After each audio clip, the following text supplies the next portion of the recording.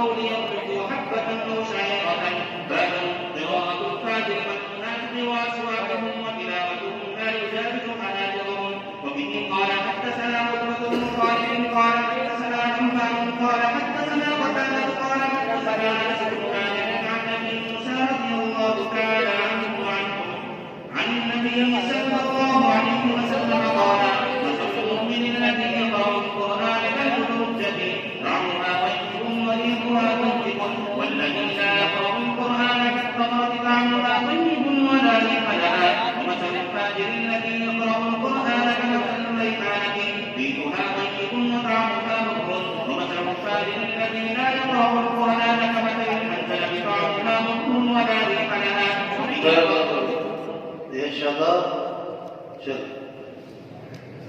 साल भर खिदमत की इसने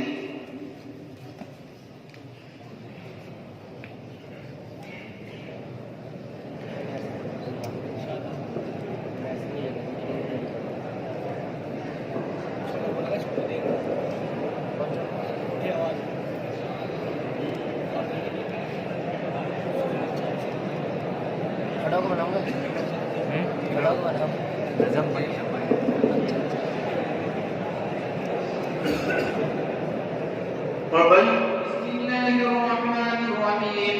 وبه قال حدثنا علي قال حدثنا هشام قال أخبرنا معمر عن الزهري قال وحدثني أحمد بن صالح قال حدثنا عنبسة قال حدثنا يونس عن ابن شهاب قال أخبرني يحيى بن عروة بن الزبير أنه سمع عروة بن الزبير قالت عائشة رضي الله تعالى عنها: سأل ناس النبي صلى الله عليه وسلم عن الكهان فقال: إنهم ليسوا بشيء. فقالوا: يا رسول الله فإنهم يحدثون بالشيء يكون حقا.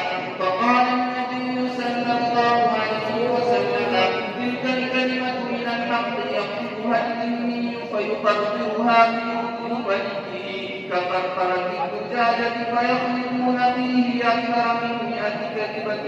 وبه قال حدثنا أبو النعمان قال حدثنا مهدي بن ميمون قال سمعت محمد بن سيرين يحدث عن معبد بن سيرين عن أبي سعيد الخدري عن النبي صلى الله عليه وسلم قال: يخرج ناس من قبل المشرق يقرؤون القرآن لا يجاوز تراقيهم يمرقون من الدين كما يمرق السهم من الرمية ثم لا يمرقون فيه حتى يعود السهم إلى موضعه.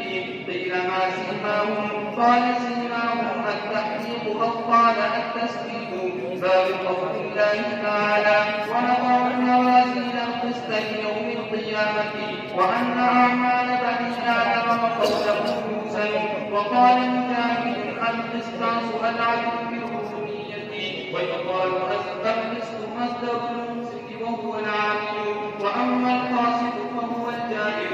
وبه قال حدثنا محمد بن واشتاق قال حدثنا محمد بن فضيل عن عمارة بن القعقاع عن أبي زهاد عن أبي هريرة رضي الله تعالى عنه وعنه أنه قال: قال النبي صلى الله عليه وسلم: كلمتان حبيبتان إلى الرحمن خفيفتان على اللسان ثقيلتان في الميزان سبحان